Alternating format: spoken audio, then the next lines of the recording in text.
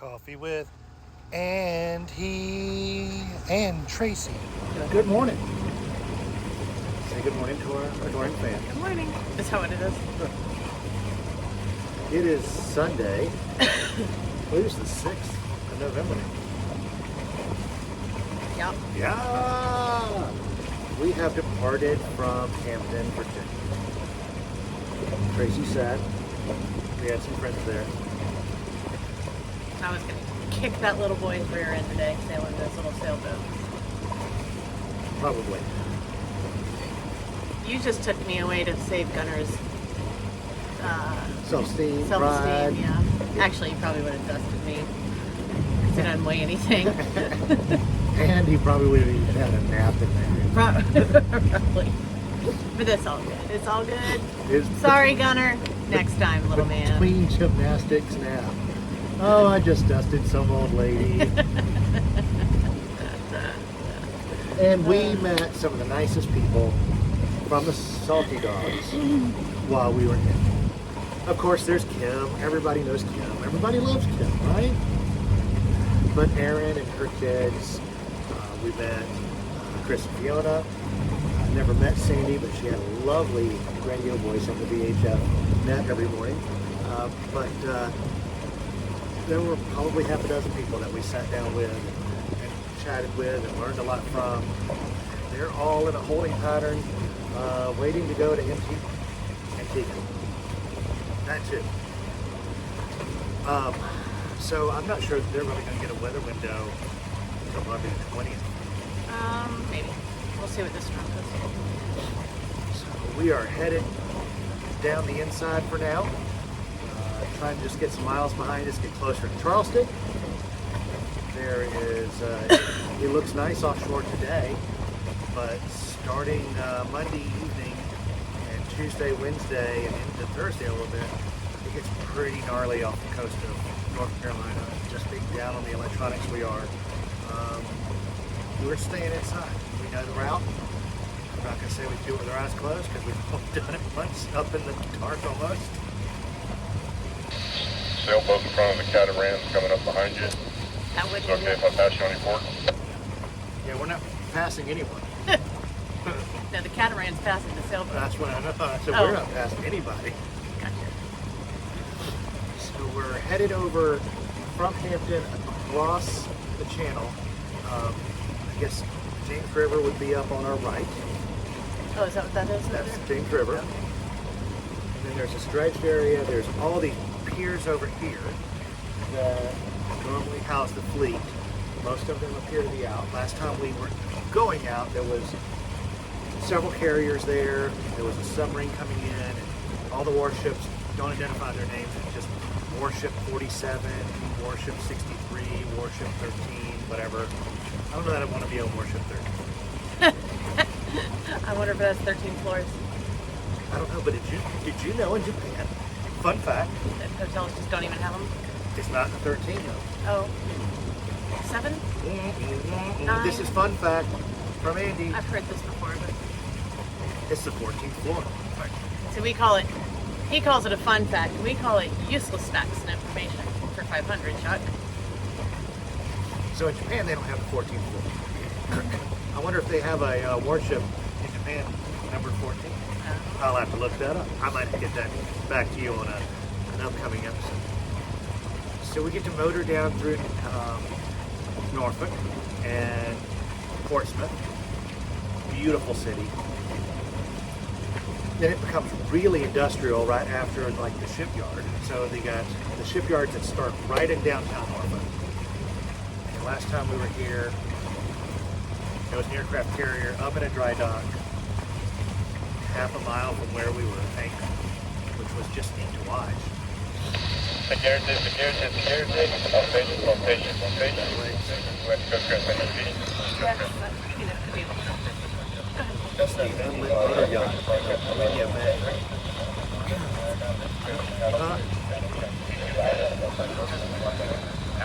Outlets. Light truck. So it's the boat yards, and then it's industrial, and there's a hard right turn, and then you get into like a unique area. So there's one lock. It's called Great Lock.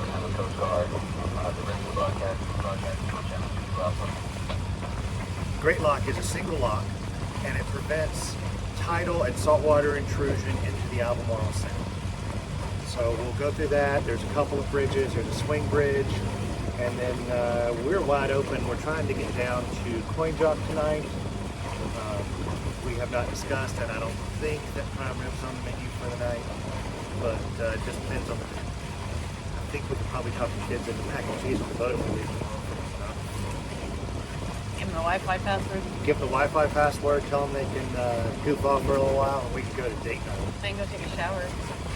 Ooh, I know one kid that would do that, and another one that would just go for the bathroom. So we're heading just below Coin Jock tonight before this gnarly stuff comes in, and then the goal is to get down below the Alligator Pungo River Canal, which is that straight shot. We saw some of the first bald eagles of this trip. We saw a deer swimming across the canal. There was something else interesting. Maybe that's the mark over there. Yeah. And then just after that, there's Bellhaven, which used to have the Bellhaven Museum, which if you ever sit down and talk to Nana and Bumba, the OG pirates, yes, I called you OG. That means the original gangster pirates, Bumba. They rave about the Bellhaven Circus, but we don't think it made it through COVID. But if we hole up there, we're going to tie up hopefully at the city docks or anchor just off. And No, you were wrong. That was not my mark. that was not your mark. I think those are. We'll check that. I just can't see. It's awful bright out here. So Bellhaven tomorrow, and then we're just watching the weather. We may try to get down below Oriental. We may just hole up there because we've got some protection from the winds if they really get up in the 20s and lower 30 knot blows for a day or so. Other than that, we're heading south. We're excited to be on the water. I can't even see the color on those. Oh, because I'm not looking for. Okay. I'm not looking for a red and a green to go between. It's like a channel of reds that we're going to cross over. I just can't see that. It's so bright. We get crossover several tunnels this morning, and we'll get the kids up here shortly to look at the naval yard and all the industrial complex. The roll-on, roll-offs up here, I didn't notice them down in South Carolina. They have these huge fenders that they're big cylinders, and they roll them up the side, and then when they need them, or when they're sitting pier side, they roll them down. They're about twice the size of my transit bus. They're probably as long or longer than our sailboat, and they might even be the same diameter. They're huge. You could play fender rodeo on those. You could play fender rodeo with a whole family. So those of you that don't know, when we get to small water, we'll do some videos of fender rodeo.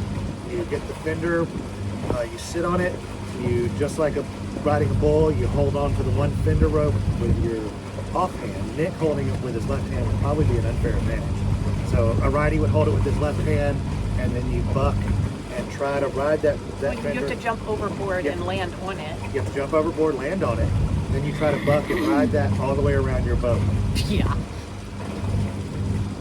We learned that when we were down at Sea Base, down in the Keys with the scouts, and none of the scouts could ever do it, but the boat mate on every boat somehow had mastered it and could like off, ride around, kick up the side, step onto the ladder, get back on, and hand the fender to someone without ever really getting their hair wet. I don't know what that was. It's like people that ride a paddleboard to work. In their suit and tie. Yeah, I'd go overboard 3 times. Did you notice how many bow ties were in fashion in Hampton? No. Who was wearing a bow tie? At the there was a STEM event. Let's get over to that. While we were there, we were looking for something to do yesterday, and there's the Langley NASA Air and Space Museum right in downtown Hampton. It was like $20 a person, 22 $2 a person. And we decided, since most of our kids don't care for science, one of us was going to take Micah. And I won. So I got to bring Micah. And once we got there, there were people everywhere. And admission was only $5 for the day. So I called Tracy, and she brought the other kids over, other than Riley, who was back shepherding laundry. We won't say he was doing shepherding. While there was a wedding or two going on right next to them in the marina or on the dock. And we had the best time. But there were 3 or 4 academic types wearing bow ties walking around the museum. Tracy's become quite the science nerd, and she loves to read everything on every placard in every science and airplane history museum.